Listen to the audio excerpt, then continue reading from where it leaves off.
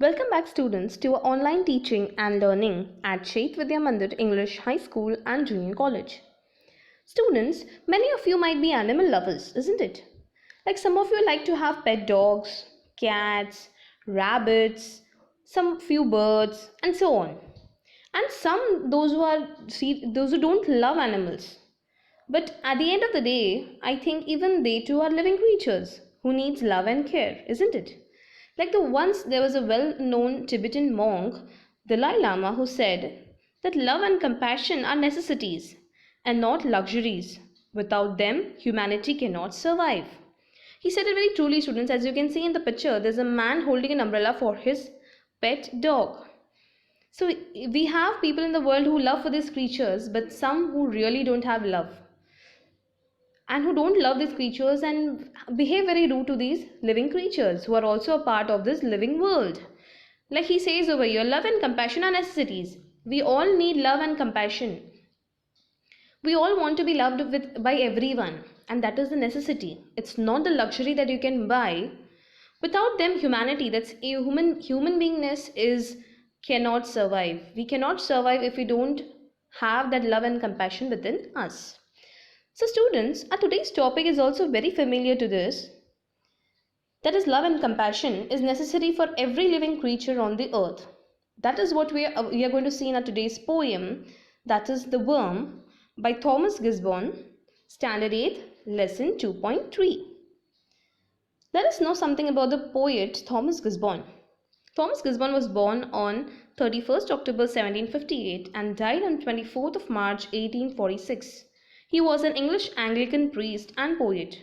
He was also a member of the Clamp sect who fought for the abolition of the slave trade in England. And some of his publications are, that is, Principles of Moral Philosophy, 1789 he wrote, Marx Respecting the Abolition of the Slave Trade in 1792, An Inquiry to the Duties of Men in the High and Middle Class Society in Great Britain in the year 1794, and many more books he has even written. He's been a very famous writer, is also known as a priest. He was working for the Clamp sect, that is the sect where all churches come together and they form their own community which work for the abolition of the slave trade in England.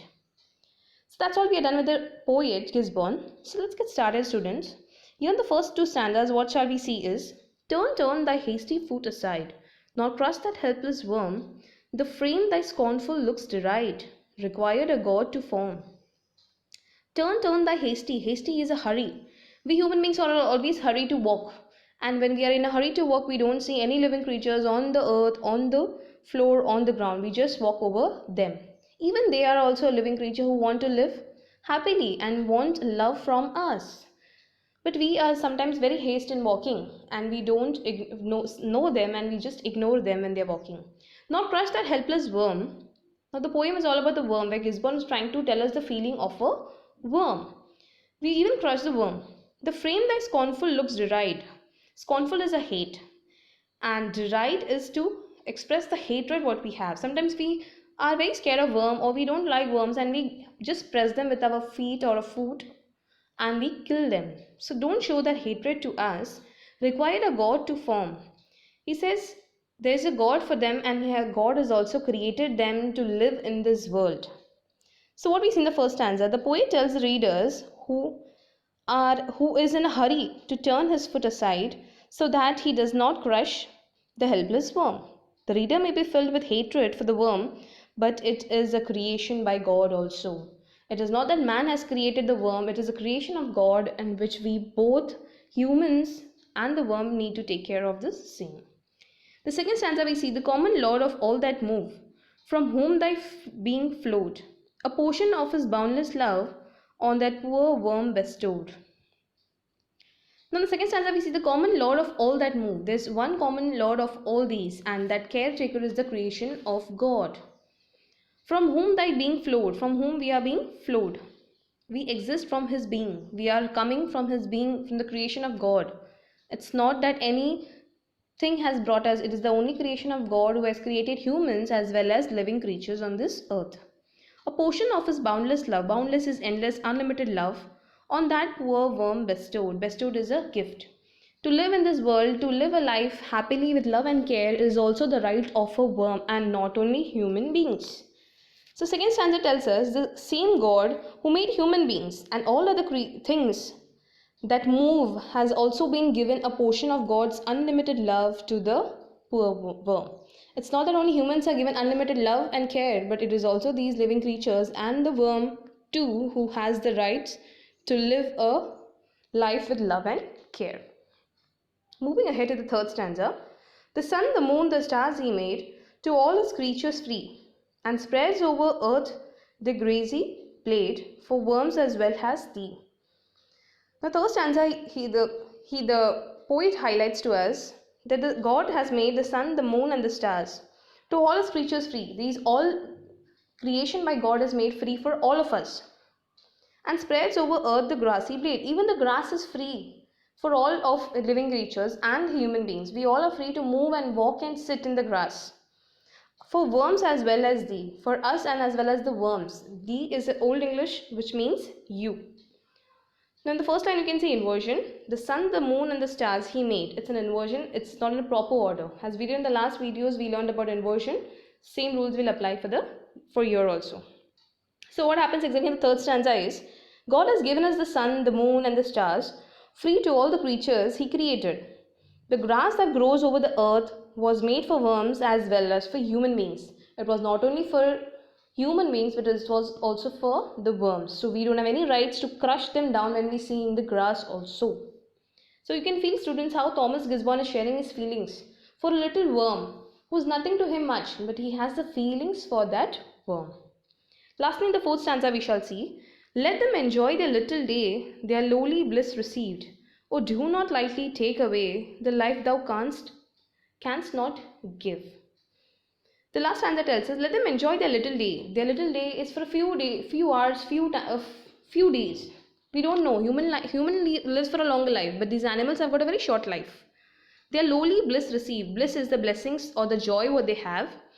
Oh, do not lightly take away. Do not take it lightly and don't take their lives without any reason. The life thou canst not give. The life which you cannot give, you don't have any right to take it. So it applies to all the living creatures and all for human beings. We cannot take anyone's life if we cannot give life to that person. Similarly, we apply for this worm also. The worm has got nothing to do with you. So you don't have any rights to kill the worm and take away the life of that worm. Like we cannot take a life of a person whom we cannot give a birth or give a life to that particular thing. So lastly, we get to know the poet urges the reader to allow the worms to enjoy their life with its humble pleasures. He tells us not to take away a life which we cannot give. It's very clear that Thomas Gisborne is trying to tell us is, do not take any creature's life if you cannot give it. Do not take it. Looking forward for some figure of speech from this poem, we firstly understand apostrophe. Apostrophe is a figure of speech in which a speaker directly addresses someone or something that is not present or cannot respond in reality. Something which is imaginary, which you cannot respond, but you give a statement. Turn thy hasty foot aside. Now there is no one to answer this question. So this turn their hasty foot aside is a apostrophe. Let them enjoy the little day. There is no one particularly mentioned who is supposed to enjoy. It's just a general idea expressed over here. Oh, do not lightly take away the life that canst not give. These are some examples from the poem. Looking for the next figure of speech we come across is exclamation. Exclamation, you're already familiar. Exclamatory mark is not the only expression, but you can also have an exclamatory sentence makes a statement that conveys strong emotion or excitement. Nor crush that helpless worm. It's an excitement or an expression given to us, nor crush that helpless worm. The life thou canst not give. Again, it's an exclamatory mark which conveys an expression to all of us. Lastly, we'll see one more figure of speech, that is inversion. Inversion is a literary technique in which the normal order of the sentence words are reversed, generally for emphasis or effects. It makes a sentence sound striking or unusual. Example, the sun, the moon and the stars he made. The sentence is not in the correct order. The correct order of the prose is, he made the sun, the moon and the stars. Moving ahead with a paraphrase of the poem as to what we learned in the entire poem. What did we see? The Worm, written by a famous poet named Thomas Gisborne. In this poem, the worms played very important role. The poet of this poem tells us that we usually don't care about the insects. Sometimes knowingly or unknowingly we kill those tiny creatures, especially when we are in hurry. We don't care on what we are stepping. Mistakenly we might kill some insects. For this the poet urged us not to stamp those small neglected and helpless creatures like worms through our uncontrolled movements. The poet also said that the Lord who created us has also created these tiny creatures. The way our Lord loves us, in the same way He loves His other creatures. If we kill those tiny creatures, God will surely get hurt. To show God's affection and boundless love towards His creatures, He created the sun, the moon, and the stars for their comfort. When we kill those creatures, we don't have any right to take their life, as we cannot give them back their life. These creatures only get few days to live, so we should let them enjoy their lives and should give them freedom so that they can enjoy their lives like the way we are enjoying. This is the exact meaning what we have just gone through the stanzas. Moving to the appreciation of the poem, which is essential.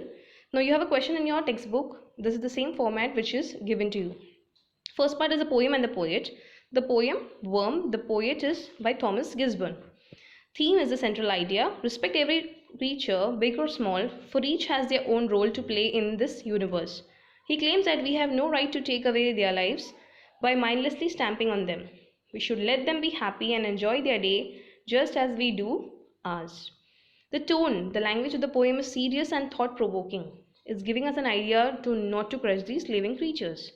Structure and stanzas, we see it contains 4 stanzas of 4 lines each. Rhyme and rhythm. Rhyme schemes are, the rhyme scheme is A-B throughout the poem. The last words of the first and the third line and second and fourth line of every stanzas are rhyming. Language and imagery. The language is simple and archaic language, a little bit of old English used word languages. Figures of speech we saw is apostrophe, inversion and exclamation. So finally, what moral values do we learn or we get from this poem, The Worm? Firstly, we get to know is we should take care of nature. Secondly, we should love and care for all living creatures equally. There's no differentiation. If I love pet dog, I should only take care of pets and all the dogs in the world and not look for any other creature. It's like all are equal. Lastly, just like the worm, we should enjoy all little things in nature. As we human beings, we should take a message that we all should love the little things what we get in the nature and enjoy them little things just as we give a life to a worm to live. Similarly, we should enjoy our own lives. Moving ahead to a last message which we get from this beautiful poem, The Worm, is 3 things in human life are important. The first is to be kind, the second is to be kind, and the third is to be kind. It's well said by Henry James. He says, it's a message for all of us to take care of this living creature, and every creature is important. So they just want to tell us that be kind, and be kind to us. Lastly, we do an assessment. Read the poem aloud and you will find some old dated words that we do not use in everyday language now. It's an old English, as I told you. You have to pick out them and write them their meanings. Some of them I've already mentioned in the poem. You can fill them in these answers. Pick out 2 other lines of the poem in that contains apostrophe. Now the paraphrase of your own you can write, but you can also refer to what I've written and you can put up in your own words again.